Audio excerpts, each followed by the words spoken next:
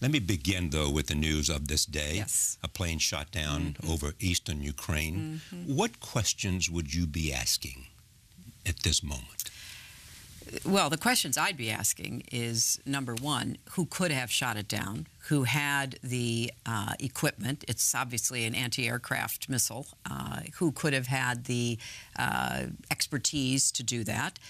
Because commercial airlines are big targets, but by the time they got over that part of Ukraine, they should have been high. So it takes some, some planning. And the Ukrainian government has been quick to blame it on terrorists, which is, their name for the Russian insurgents. And there does seem to be some growing awareness that it probably had to be Russian insurgents. Now, how we determine that will require some forensics, but then if there is evidence pointing in that direction, the equipment had to have come from Russia. What more the Russians may or may not have done, we don't know. I read as I was walking in today to talk with you, the Russian stock market has dropped. There is a great deal of concern that not only was a civilian plane shot down, but what this means about the continuing conflict in eastern Ukraine and the role that Russia is playing. So what does the United States do if there is a clear indication and clear evidence that it was Russian separatists and perhaps using weapons from Russia?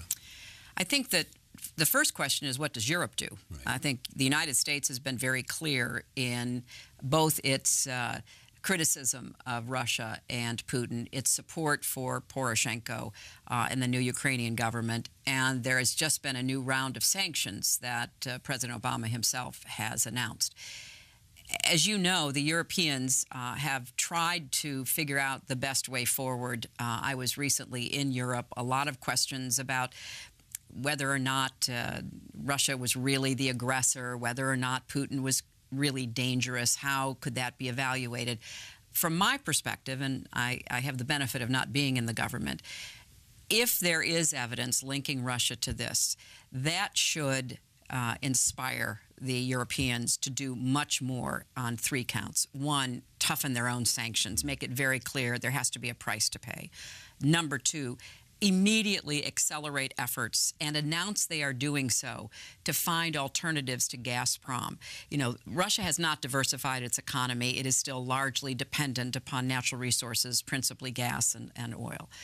And thirdly, do more in concert with us to support the Ukrainians. There has to be more help on their borders in order to prevent this porous border, allowing Russians to go back and forth, insurgents to do the same.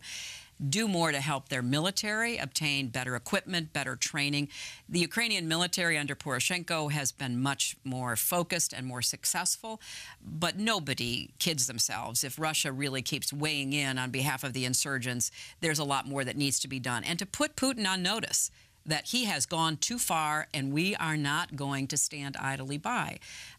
So the Europeans have to be the ones to take the lead on this. It was a flight from Amsterdam to Kuala Lumpur, over European territory. There should be outrage in European capitals. And therefore action. If it comes to this, do you think that Putin is willing to take more risk than ever before with respect to the Ukraine and And do you believe that sanctions will have the power to restrain him? I think Putin is pushing the envelope as far as he thinks he can. I think he obviously has annexed and occupied Crimea. He is willing to keep Ukraine unstable in order to try to intimidate the new Ukrainian government to back off from their approach to the EU. And I think the only language he understands is one that is very tough, very patient, very clear.